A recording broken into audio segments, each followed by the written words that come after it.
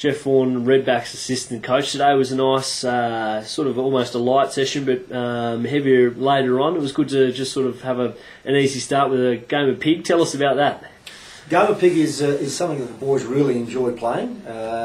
Effectively, all of the players are in a circle with a soccer ball in the middle, and the objective is to keep it juggling, and every player gets one kick, and it's not allowed to hit the ground. If it hits the ground, you get a P against your name, PIG after 3 attempts, and then if you're the unlucky guy, you have to stand bent over with your back towards the players and give them a target of your backside, and it's like a penalty shootout. Three unlucky individuals today, but not a lot of hits on the pigs. There wasn't. No, look, I can tell you, generally speaking, the boys load up with a lot of power, but there's not very often too many target hits on the backsides. But it was great to see one of the staff members cop one this morning. It's probably good that they're sticking to cricket. The session after that was you sort of looked like you were running the session today. What was the focus? Look, today's was an optional day, optional 2-day out session. So it was an opportunity for guys to do basically what they need. We've got a few of the bowlers who aren't playing at the moment, had some load that they needed to do. So the 3 bowlers who haven't been playing had 8 overs to bowl, and most of the guys, 13 of the 15 guys that are here, were at the optional session, and it was just a matter of getting everyone prepared for Tuesday night again.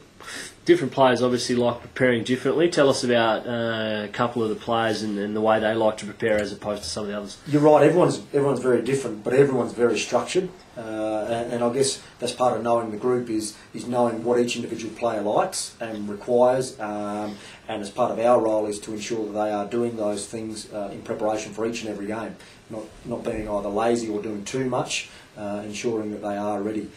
I could sit back and watch a training session unfold, and I know exactly what most of the guys are doing at any given time, and I'll know that a player goes into the nets, then he'll go and have 5 minutes of mix-up throws, then he might want to smack some straight drives, and then he might want to finish with a simple pull shot and a square cut routine, and each of the guys will be very similar in structures, but different in how many they do and the way they go about it.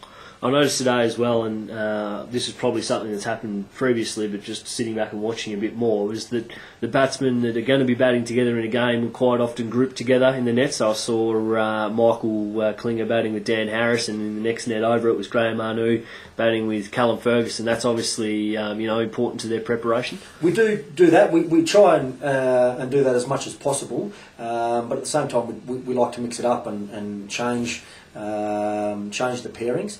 Not only just because they'll be batting with them in a game situation, but it's really good for them to communicate during the nets and speak to each other about their own games and their observations of each other. And that is something that our group do pretty well. They'll give their own feedback about other players and accept feedback from other guys as well, which is a big part of learning the game continually. 3 wins from 3 games is a pretty good start in anyone's books. What's going to be needed to beat Guyana on Tuesday? Look, the most important thing will be us coming prepared to play somewhere near 100%, which we have done the first 3 games. I think to a man we would all say that we can play better. We've played some really good cricket, we've batted really well, we've bowled really well in certain phases, and we have fielded really well. But everyone believes and no doubt is aware that we can play better cricket.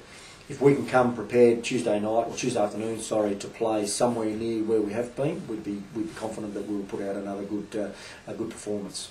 What do you think back home? Obviously, the support's been strong from everyone within South Australian cricket. What do you think it means for South Australian cricket for the Redbacks to go this far in the tournament and play semi-finals, potentially final? It's been fantastic, the support we have received. I'm very thankful to all the people at SACA, for starters. They've sent some great poems and some video footage and lots of emails, and probably the most important ones from all of the people who are here is the family support.